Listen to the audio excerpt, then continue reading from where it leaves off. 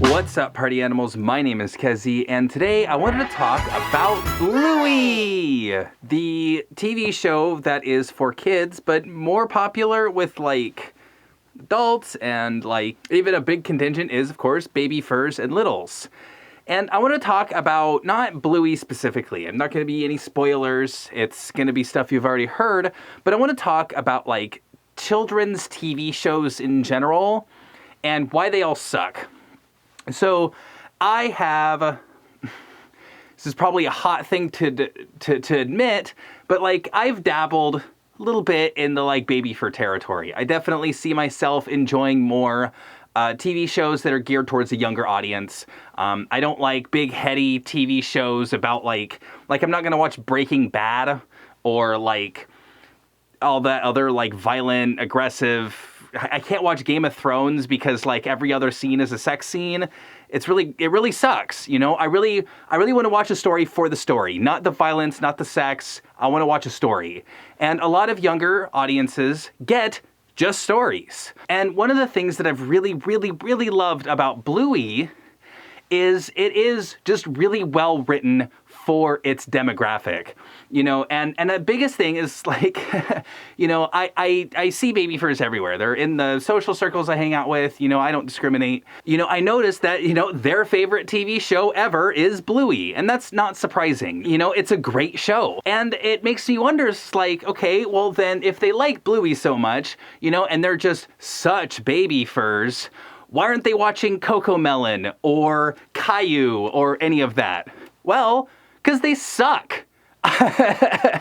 You know, if I had kids or was a kid, I wouldn't watch Caillou or CoComelon or any of that other literal child brain rot. It's garbage. It's literal garbage that teaches no valuable lessons, has no worthwhile stories, and it just sucks. You know, I know of parents who literally do not let their kids watch things like Caillou because he's a brat.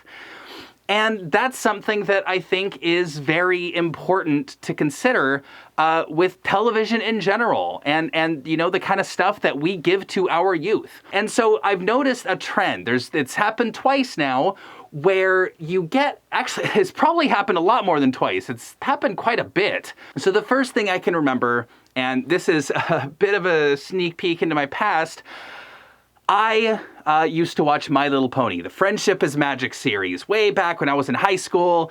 And it brought me, it literally taught me the magic of friendship because I was out, you know, it was the first time I had set up parties on like Friday nights and stuff like that, because we would party on Friday night, stay up all night to watch the new episode at like 7 a.m. or something like that.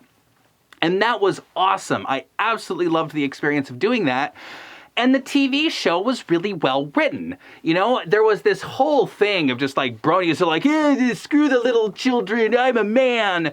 And like, okay, sure, you know, this was like 10, 15 years ago now.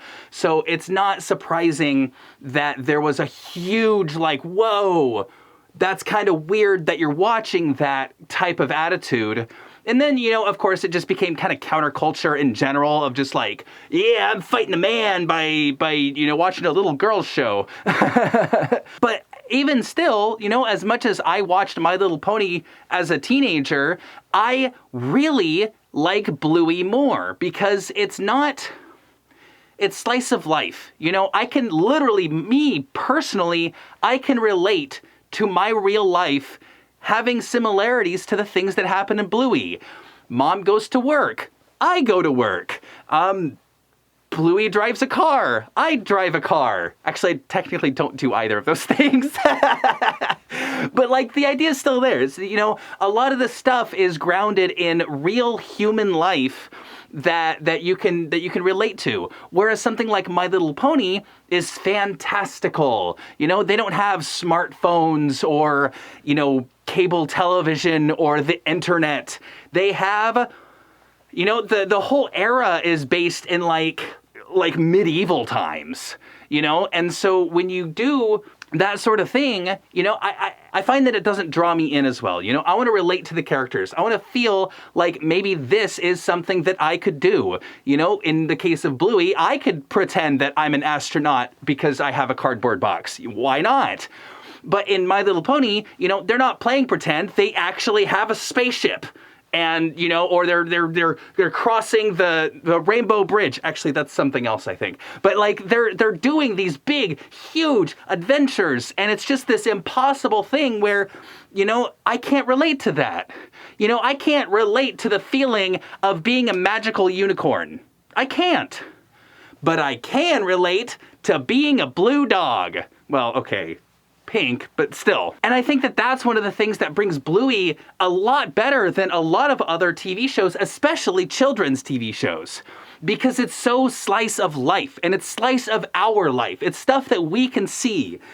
Sure, maybe you don't have the world's perfect parents like Bandit and Chili, but you do live in the world, and you go grocery shopping, and you do stuff.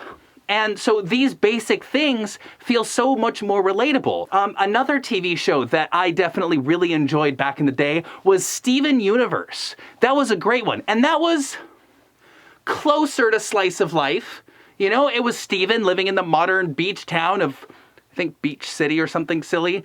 And Steven lived in this little day-to-day life. He had friends. He went to the donut shop. He did, his regular stuff. But then he had magical godparents. Wait, that's a different show. He had like the crystal gems as like 4 different moms or whatever. And it's like, maybe the kid who grew up with 2 moms could relate, but outside of that, it's a completely unattainable thing because Steven goes and, he'll help the crystal gems fight off universe-ending evil. And it's like, okay, sure. Let's say I'm some kid and I'm watching that. It's like, what is that preparing me for? What is that getting me ready for? I'm not going to fight demigods. Like, I'm not. And so when you see this kind of stuff, it's really hard to like sit down and just be like, yes, this is a comfort show.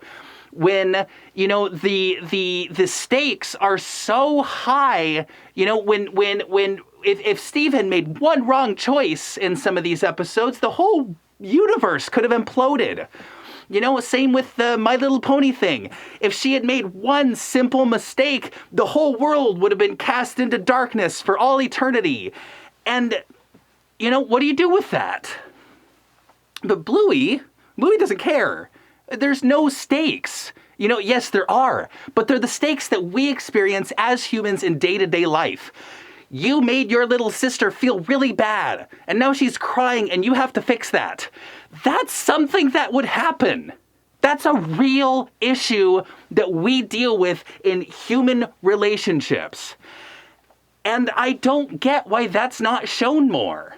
It's really hard for me to kind of dive into that kind of comfort TV and stuff like that, because I love cartoons, the bright colors, it's great. Like, I've definitely considered myself a little at times. I'll drink out of a sippy cup even, it's fun. But the TV that you get is just all bad.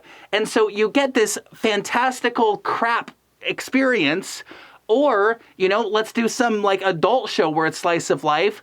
Well, every other scene is sex or something like that. And so even that just winds up being something that I can't relate to. And I don't think many people can. The sex is pretty, I don't know, maybe I'm ace or something like that. But like, I just don't see why it's so popular in adult TV series. It's why I can't watch Game of Thrones. And when my parents did, and it was really weird growing up with that, so my parents would watch Game of Thrones, and every time I walked out of my bedroom to like go grab a snack, drink a water, or see what's up, sex scene right on the TV. It's like the reverse of like the thing where, you're watching it and your dad barges in and it's like, whoa, you're watching porn. And it's like, no, I am watching a smart TV show.